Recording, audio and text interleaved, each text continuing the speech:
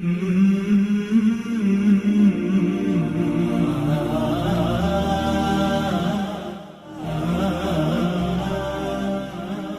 سے قبل 3 صورتیں میں نے آپ کے سامنے پیش کر دی تھی. آج چوتھی صورت ہے پیاس کا خوف. یعنی اس کے پاس اتنا کم پانی ہے کہ اگر وضو یا غسل میں استعمال کرے گا تو پیاسا رہ جائے گا، اور قریب میں مزید پانی دستیاب بھی نہیں، تو اس کو تیمم کرنا جائز ہے. یہ ایک صورت جو آج ہم نے سمجھی. اب اگلا مسئلہ، ایک ایسا شخص ہے جس نے نماز عید پڑھنی ہے، خواہ وہ عید الفطر ہو یا پھر عید الاضحیٰ ہے، اور اس کے پاس وقت اب کم بچ گیا ہے. یعنی اگر وہ وضو کرتا ہے یا اسی طریقے سے غسل فرض ہو گیا، اگر غسل کرتا ہے تو نماز عید اس سے فوت ہو جائے گی، اور کسی اور جگہ پر نماز عید ملے گی بھی نہیں. اس کا مطلب ہے کہ شہر میں وہ آخری نماز عید تھی، کیونکہ شہر کے اندر مختلف مقامات پر مختلف اوقات میں نماز عید قائم ہوتی ہے.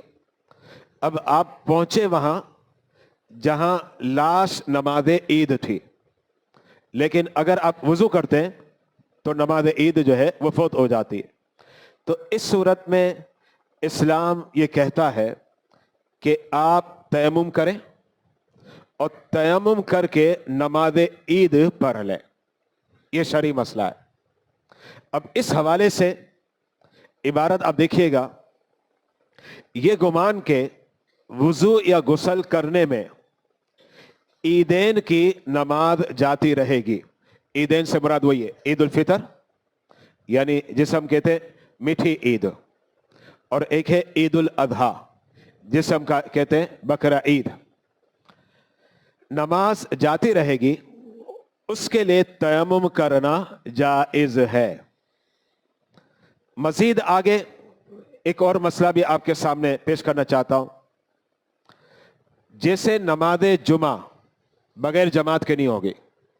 ظاہر بات ہے نماز جمعہ پڑھنے کے لیے جماعت لازمی ہے.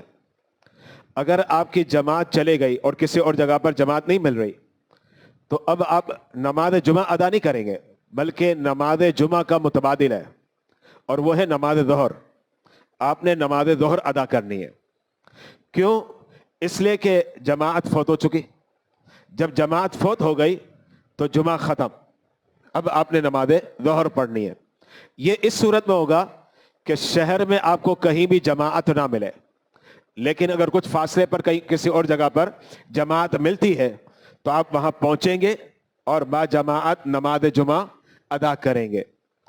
اسی طریقے سے نماز عید کا بھی یہی مسئلہ ہے کہ اسے بھی آپ نے با جماعت پڑھنا ہے.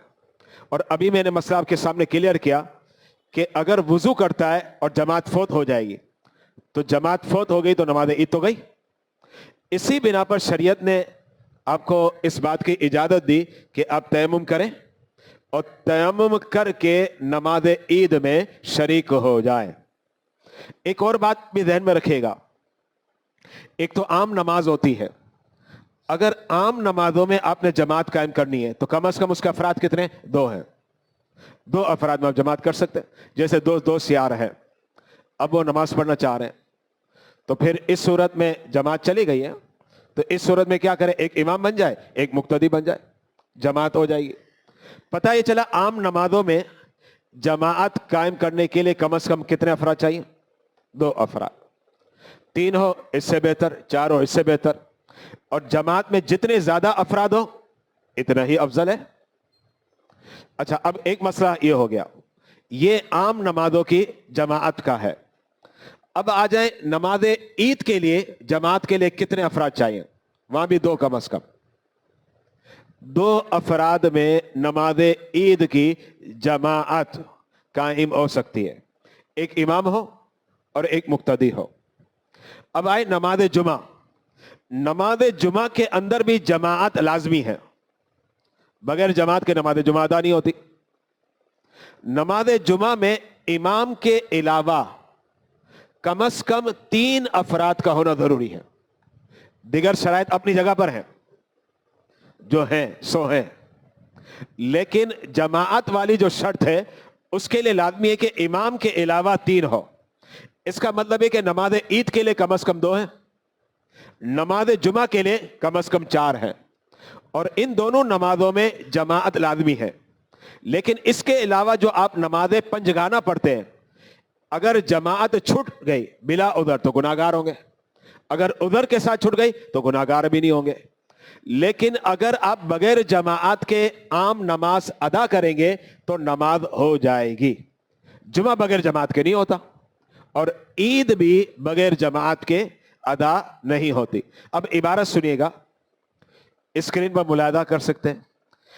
ईद की नमाज के लिए जमाअत शर्त है। नमाज ईद की जमाअत एक शख्स के शरीक होने से भी हो जाती है। इसका मतलब एक इमाम और एक मुक्तदी, 2 अफराद में हो जाएगी। अच्छा, अब जुमे का आया, जबकि जुमे की जमाअत कायम करने के लिए इमाम के अलावा कम से कम 3 आकिल बालिग मर्द मुक्तदियों का होना जरूरी है।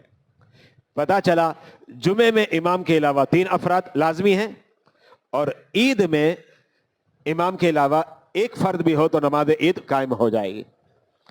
अब अगला मसला, अगर किसी शख्स को, जैसे मिसाल के तौर पर वो नमाज जुमा पढ़ने आया और जुमा जहां पढ़ रहा है वहां सबसे आखिरी में जुमा हो रहा है, और गालिबन मेरे ख्याल से कराची के अंदर कादरी में सबसे लास्ट ही हो रहा है, क्योंकि यहाँ 3:30 बजे जमात है, टाइम है, और जमात खड़ी होती है आमतौर पर 3:40 मिनट 42 मिनट पर खड़ी होती है, यही होता है, तो सबसे आखिरी। अब एक आदमी के ذہن में कि जनाब मैं कादरी मस्जिद में जुमा पा लूंगा। अब वो आया तो देखा कि इमाम की 1 रकात हो चुकी। ठीक है, उससे खुतबा नहीं सुना, खुतबा सुनना वाजिब था, खुतबे सुनने को तर्क किया, तर्क वाजिब, गुनाहगार हुआ, इसमें कोई शक नहीं। लेकिन बहरहाल अगर वो जमात में शरीक हो रहा है और आया उस वक्त कि जब इमाम दूसरी रकात में है, अब उसे लग रहा है कि मैं वुजू करूंगा, तो इमाम सलाम फेर देगा, और अगर यहां से जमात गई तो दूसरी जगह पर अब इसके बाद कहीं जमात मिलेगी भी नहीं। तो क्या ऐसा शख्स तयम्मुम कर सकता है? नहीं, जुमे के लिए नहीं कर सकता। यह मसला ध्यान में रखेगा।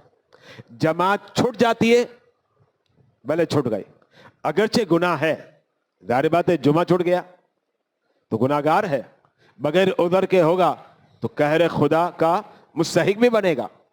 उधर हो तो एक अलहदा मसला है, लेकिन अब वो तयम्मुम नहीं कर सकता, बल्कि उसने वुजू करना पड़ेगा। वुजू करने के बाद अगर नमाज जुमा मिल गई फबिहा, ठीक है जनाब। लेकिन अगर वुजू करने के बाद जब वो सफ में दाखिल हुआ, इमाम सलाम फेर चुका, अब इससे नमाज जुमा फौत हो गई, भले हो गई, अब क्या करेगा?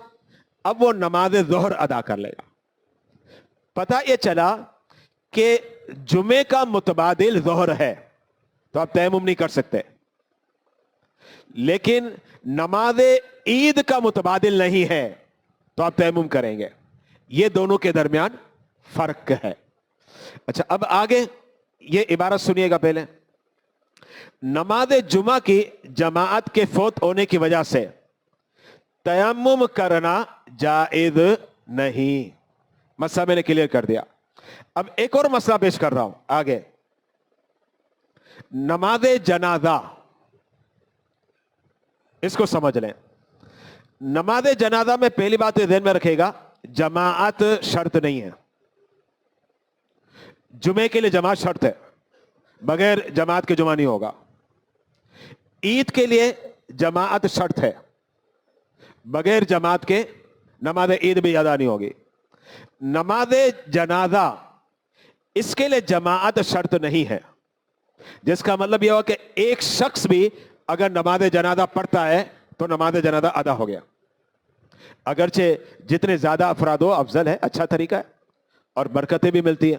क्योंकि रिवायतों में मिलता है कि जिसकी नमाज जनाजा आप पढ़ रहे हैं, अगर उसकी बख्शिश हो गई तो उसके सदके पढ़ने वालों की हो जाएगी, और अगर पढ़ने वालों में कोई बख्शिश शुदा है तो उसके सदके मरहूम की बख्शिश भी हो जाएगी और दिगर जो शरीक हुए थे उनकी भी बख्शिश हो जाएगी। बड़ी बरकत है, बड़ी फजीलत है, इसे फर्द किफाया करार दिया।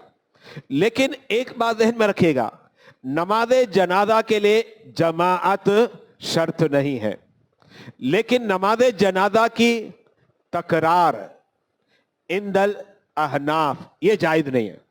मतलब ये कि अगर एक मरतबा नमाज जनाजा अदा हो गई, अब दूसरी मरतबा नहीं पढ़ सकते। यही अनफियों का मौकिफ है। फिक़ह शाफी अलग है, मैं फिक़ह अनफी की बात कर रहा हूं। तकरार नमाज जनाजा जायज नहीं है। अब मसला यह आया कि वो नमाज जनाजा में शिरकत के लिए आया और उसे ऐसा लग रहा है कि मैं वुजू करूंगा तो इमाम ने सलाम फेर देना है, तो अब क्या करेगा? तो शरीयत उसे यह कहती है कि जनाब आप वुजू छोड़ दें, आप तयम्मुम करें और तयम्मुम करके नमाज जनाजा में शरीक हो जाए। अब आपके ज़हनों में सवाल आया और वो सवाल जो आएगा उसका जवाब मैंने दे दिया। सवाल यह कि जनाब ये बगैर जमात के भी हो जाती है तो तयम्मुम करने की जरूरत क्या है? तो मसला यह है कि बगैर जमात के नमाज जनाजा हो तो जाती है, लेकिन तकरार नमाज जनाजा भी तो जायज नहीं है।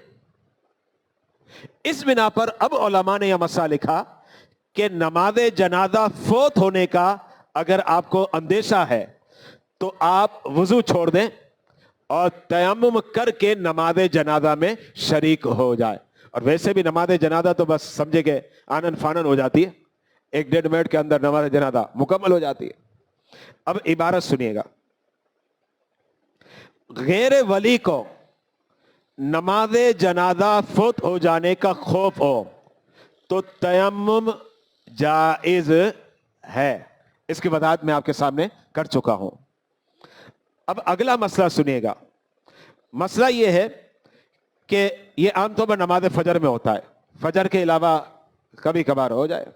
वो ये कि आपकी आंख लग गई, जनाब जब आंख लगी, अब आपकी आंख खुली, उस वक्त आंख खुली कि अगर मैंने वुजू किया या गुस्ल किया तो वक्त खत्म हो जाएगा, और वक्त जब खत्म हो जाएगा तो जाहिर बात है उस नमाज की क्या होगी? कदा होगी। जैसे फजर में ताखिर से आंख खुली, ज़ोहर में आप ज़ोहर परे सो गए थे, अब जब आंख खुली तो वक्त ज़ोहर खत्म होने वाला था। किसी वजह से असर में आपकी आंख लग गई, जब आंख खुली तो मगरिब का वक्त होने वाला था, और इतना वक्त बाकी था कम कि आप वुजू भी नहीं कर पा रहे। तो शरीयत ये कहती है कि ठीक है आप तयम्मुम कर लें और तयम्मुम करके उस नमाज को पढ़ ले ताकि कदा ना हो, क्योंकि अगर आप वुजू करते हैं तो वक्त खत्म हो रहा है, इतना कलील वक्त बाकी रह गया। तो अब शरीयत ये कहती है कि आप तयम्मुम करें और नमाज अदा कर ले ताकि कदा ना हो, लेकिन उस नमाज को आपको बाद में दोहराना पड़ेगा। ये बात में एक तो आपने पढ़ना है, मजीद उस नमाज को दोहराना भी पड़ेगा। अब इबारत से सुनिएगा, वक्त इतना तंग हो गया कि वुजू या गुस्ल करेगा तो नमाज कदा हो जाएगी, तो चाहिए कि तयम्मुम करके नमाज पढ़ ले, फिर वुजू या गुस्ल करके इआदा करना लाजिम है। इआदा करना लाजिम है यानी दोहराना पड़ेगा। इस नमाज को आप फिर से दोहराएंगे, लेकिन शरीयत का हुक्म यही है कि तयम्मुम करके पढ़ ले ताकि कदा ना हो, लेकिन दोहराना पड़ेगा। अब इसके बाद एक और मसला जो कभी कभी हमें दरपेश हो जाता है, और आमतौर पर यह दरपेश होता है मुतकिफीन को। जैसे मस्जिद में सोए हुए थे, किसी वजह से सो गए, बगैर सुन्नत एतकाफ की नियत के मस्जिद में सोना भी जायज तो नहीं है, लेकिन अगर आप मस्जिद में सो गए और उसमें बदख्वाबी हो गई, जिसको हम कहते हैं एहतिलाम, यानी गुस्ल फर्द हो गया, तो चूंकि शरीयत का हुक्म यह है कि गुस्ल फर्द हो जाए तो मस्जिद से गुजर नहीं सकता, गुजरना मना है। तो अब इसके लिए हुक्म क्या है? जैसे बेदार हो, बेदार हुआ, उसे लगा मेरा मुझ पर गुस्ल फर्द हो गया, फौरन वो तयम्मुम कर ले बगैर किसी तवक्कुफ के, इंतजार ना करे। ये आमतौर पर उसी वक्त होता है जब मस्जिद में हम सोए हुए हो, सोए हुए ना हो तो फिर तो दरपेश होता ही नहीं। اب مسجد میں سوئے ہوئے ہیں اور بدخوابی ہو گئی, آنکھ کھولی, پتا چلا غسل فرض ہو گیا. اب جب غسل فرض ہوا تو فوراً سب سے پہلا کام, اور کوئی کام نہیں کرنا, سب سے پہلا کام یہ کہ تیمم کریں. یہ فرسٹ اینڈ مسٹ ہے, لازمی. پھر اس کے بعد سیکنڈ کام کیا ہے, تیمم جیسے ہی کر لے اب پھیرے بغیر وہ آ جائے فنائے مسجد میں. یعنی مسجد کا وہ حصہ جیسے وہ بیت الخلا والا حصہ ہے یا وضو خانہ ہے, اس کو کہتے ہیں فنائے مسجد. یعنی یہ قادری مسجد آپ کی عین مسجد ہے اور یہ برابر وضو خانہ ہے, یہ فنائے مسجد ہے. اب وہ اس کا کام کیا ہے کہ فوراً وہ فنائے مسجد میں آ جائے. اگر وہ معتکف تھا, جو رمضان مبارک کے آخری عرصے میں ہوتا ہے, تو جتنا جلدی ہو سکے غسل کرے اور غسل کرنے کے بعد اب عین مسجد میں آ جائے, یعنی مین مسجد کے اندر اب وہ آ جائے. اور اگر وہ معتکف نہیں ہے تو ٹھیک ہے, وہاں سے چلا جائے اور گھر پہ جا کے غسل کرے. یہ شرعی مسئلہ ہے جو ہمارے فقہائے کرام نے لکھا ہے اور مصنف بہار شریعت نے بہار شریعت کے اندر اس کو لکھا ہے. اچھا اب عبارت سنیے گا. مسجد میں سویا تھا اور نہانے کی ضرورت ہو گئی, نہانے کی ضرورت ہو گئی, وہی بدخوابی ہو گئی.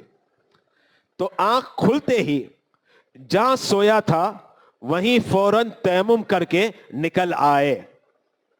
لیکن غسل فرض ہے اور مسجد کے اندر ہی بیٹھا رہا, کہتا ٹھیک ہے 1 منٹ کے بعد تیمم کروں گا, 5 منٹ کے بعد تیمم کروں گا. نہیں, تاخیر حرام ہے, تاخیر حرام ہے.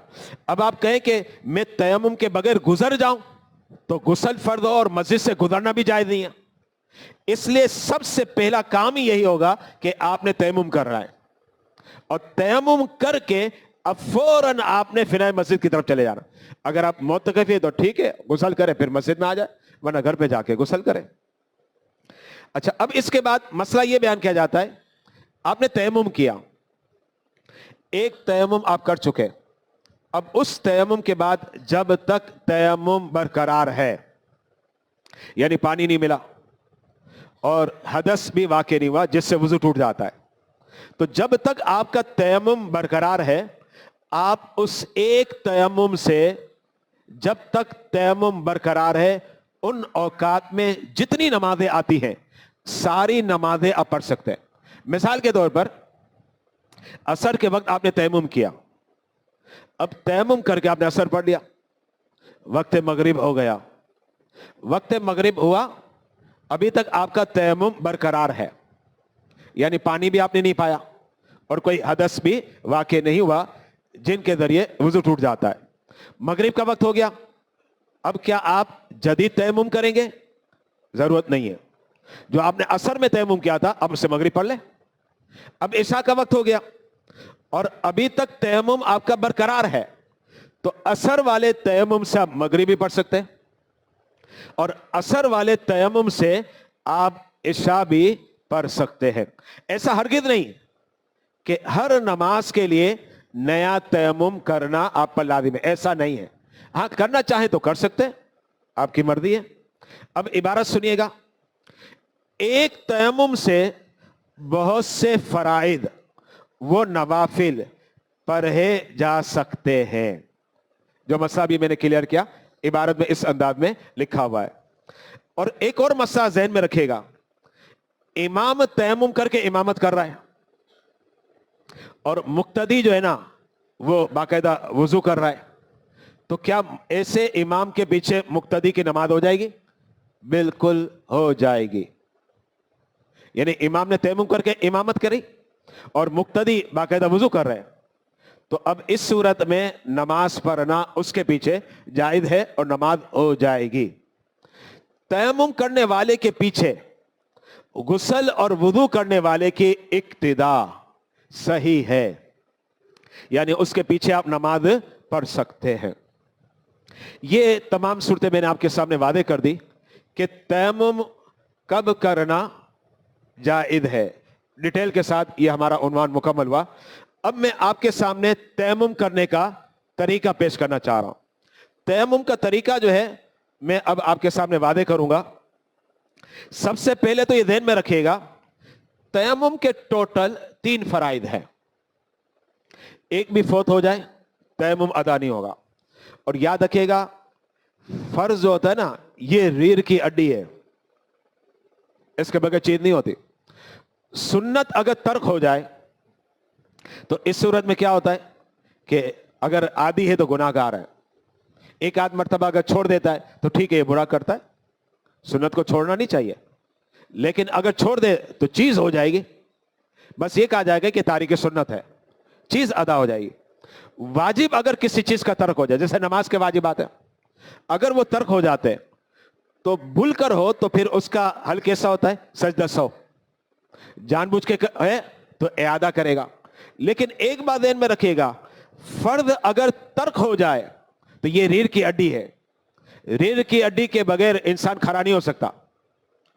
गया तो गया बिस्तर पर, अगर रीढ़ की हड्डी टूट गई ना, गया बस। तो फर्द जो है ना, ये रीढ़ की हड्डी है। अगर फर्द तर्क हो जाए तो इसका मतलब क्या हुआ? वो नमाज भी नहीं होगी, वो तयम्मुम भी नहीं होगा, वो वुजू भी नहीं होगा, वो गुस्ल भी नहीं होगा। तो सबसे अहम क्या होता है? फराइद होते हैं, फिर इसके बाद वाजिबात, फिर इसके बाद सुनन होते हैं। ये तरतीब है। तो अब सबसे पहले हमने समझ रहे हैं तयम्मुम के 3 फराइद हैं। पहला फरीदा क्या? नीयत है। बगैर नीयत के तयम्मुम अदा नहीं होगा। लेकिन एक बात ध्यान में रखिएगा, तयम्मुम का यह मतलब नहीं आप जबान से कहें, बस दिल में आप इरादा कर लें कि मैं तहारत की नीयत से तयम्मुम कर रहा हूं, काफी है जनाब। या फिर आप ये इरादा करें कि जनाब मुझे नमाज पढ़नी है फर्द, उसकी अदायगी के लिए मैं तयम्मुम कर रहा हूं। ये आपके दिल में हो ना, बस यही नीयत है। अगर आप जबान से कहते तो अच्छा है, ना कहे तो कोई हर्ज नहीं है, क्योंकि जबान से कहना सिर्फ मुस्तहब है और तर्के मुस्तहब में गुनाह भी नहीं होता। ये बात ध्यान में रखेगा। तो अफजल तो ये कि आप जबान से कहें, लेकिन अगर आप जबान से नहीं कहते, सिर्फ दिल में ये कि मैं अल्लाह की रजा के लिए, फर्ज की अदायगी के लिए तयम्मुम कर रहा हूं, तहारत हासिल करने के लिए मैं तयम्मुम कर रहा हूं, बस ये दिल के अंदर हो, ये नियत हो गई। ये है पहला फर्ज।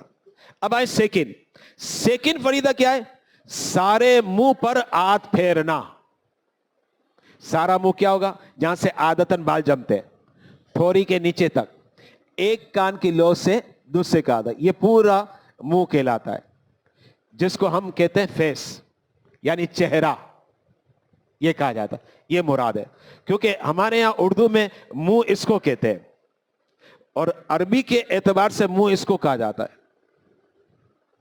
इसलिए किताबों में फमुन नहीं लिखा होता अरबी में, बल्कि किताबों में लिखा होता है वजहुन। वजहुन का माना है फेस, यानी चेहरा। लेकिन हम अपने चूंकि बोलचाल में ही कहते हैं मुंह, तो इसलिए मैं भी बयान कर रहा हूं, आप भी कह रहे हैं कि पूरे मुंह का दोना। लेकिन अरबी के एतबार से मुंह ये नहीं है, मुंह ये है, इसको ध्यान में रखिएगा। तो बहरहाल सारे चेहरे का दोना ये वुजू में होता है, सारे चेहरे पर हाथ फेरना ये तयम्मुम में होगा। ये हो गया दूसरा फरीदा। अब आए तीसरा फरीदा। तीसरा फरीदा है दोनों हाथ का कोनियों समेत मसा करना। दोनों हाथ का कोनियों समेत मसा करना, ये आपके हो जाएंगे 3 फराइद। अब मैं आपको प्रैक्टिकल तौर पर थोड़ा करके बताता हूं, ताकि बिल्कुल वादे हो जाए कि तयम्मुम कैसे होगा। ठीक है, सबसे पहले तो जाहिर बात है, आपने जब तयम्मुम आपने करना है तो नियत होगी। नियत करने के बाद अब आपने क्या करना है? ये दोनों हाथों को आप कुशादा करें, ऐसे नहीं रखना, बल्कि दोनों हाथ ऐसे कुशादा। मैं वो तरीका बता रहा हूं जिसमें मुस्तहबात भी आ रहे हैं और सुन्नतें भी अदा हो जाएंगी, वरना फराइज तो मैंने बतला दिया आपको। 3 फराइज हैं। ये हाथों को आप कुशादा करेंगे। हाथ को कुशादा करने के बाद ये हो गए कुशादा। कुशादा मतलब ये थोड़ा थोड़ा स्पेस हो, बीच में खला हो, ऐसा भी नहीं हो और ऐसा भी नहीं जिसमें तकल्लुफ हो रहा है। नॉर्मल हालत ये होती है, थोड़ा थोड़ा स्पेस होगा। अब आपने क्या करना है? जमीन या जमीन की जिन्स पर आप मारेंगे। इसको अरबी में कहते हैं दर्ब, अरबी में दर्ब कहा जाता है। अच्छा, आप ये मारेंगे। मारने के बाद अब आप अपने हाथ को चेक करेंगे। अगर उसमें गर्द बहुत ज्यादा लग रही है तो फिर इस सूरत में आप इसको साफ करेंगे। साफ ऐसे, تاکہ گرد جو ہے صاف ہو جائے. لیکن اگر فرش بالکل صاف ہے, جیسے ابھی قادری مسجد کا فرش بالکل صاف لگ رہا ہے, اب یہ زمین کی جنس ہے, اگر آپ یہاں ماریں گے تو ایسا لگتا ہے گرد نہیں لگے گی. اب گرد بھلے نہ لگے, آپ تیمم کر سکتے ہیں, لیکن اگر گرد لگ گئی تو آپ نے صاف کرنا ہے. کیوں؟ اس لیے کہ اگر گرد لگی اور آپ چہرے پر لگائیں گے تو پھر آپ کارٹون لگیں گے, چہرہ خراب ہو جائے گا, اور اسلام اس کو بھی پسند نہیں کرتا. چونکہ اسلام کہتا ہے چہرہ خراب مت کرو. بلکہ میں آپ کو ایک اور بات بتانا چاہ رہا ہوں. ایک حدیث مبارکہ میں ہے کہ چہرے پر مت مارو, کیونکہ چہرہ جو ہے نا ہمارا, اللہ تعالیٰ فرشتوں کو کہتا ہے دیکھو میں نے انسانوں کو کیسا خوبصورت بنایا, لقد خلقنا الانسان فی احسن تقویم, ہم نے انسان کو بڑا خوبصورت بنایا ہے. تو چہرے پر تو استاد کو بھی منع ہے کہ چہرے پر نہ مارے, چہرے پر مارنے کا والد کو بھی منع ہے کہ اپنے بیٹے کو کسی کو نہ مارے. ہاں ضرورت کی بنا پر تھوڑا بہت اگر مار لیتا ہے تو چہرے کے علاوہ کسی اور جگہ پر مارے, جبکہ اسے مارنے کا حق ہو. یہ شرط ہے, مارنے کا حق ہو. اچھا, اب میں بتا یہ رہا تھا کہ آپ نے یہ آدھ ماری درب مارنے کے بعد, چونکہ دیکھیں کیا ہوا, ایک فریضہ تو پہلے ادا کر چکے, وہ فریضہ تھا آپ کا نیت. اب دوسرا فریضہ ادا کرنا ہے. دوسرا فریضہ جب آپ ادا کریں گے تو بالکل آسان ہے, چہرے پر آپ پھیر دیں, اور اس طریقے سے آپ ہاتھ پھیریں گے کہ ہر جگہ پر آپ کا ہاتھ پہنچ جائے, تو یہ چہرے کا مسح ہو جائے گا.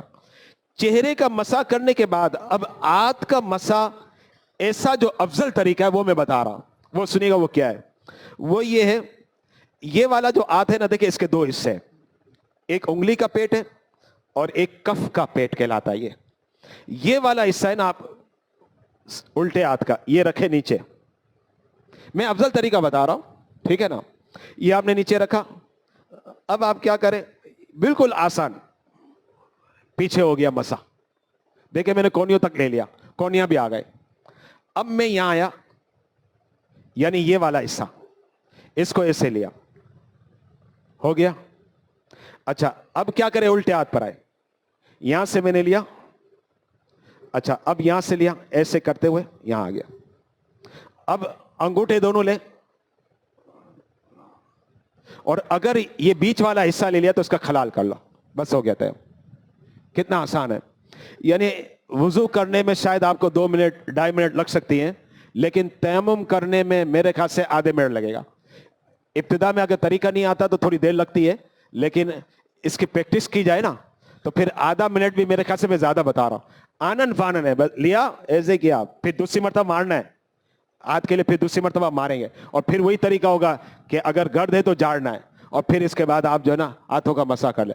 اب میں نے ہاتھوں کے مسے میں آپ کو یہ بھی بتایا کہ میں نے ایک طریقہ بتایا, اگر آپ کا دل یہ نہیں چاہتا تو آپ نہ کریں, کوئی مسئلہ نہیں ہے. جیسے دوسری مرتبہ درب ماری, گرد ہے تو صاف کیا. اب آپ کیا کریں, ایسے ہی کر لیں, بس ہو گیا, بس ختم.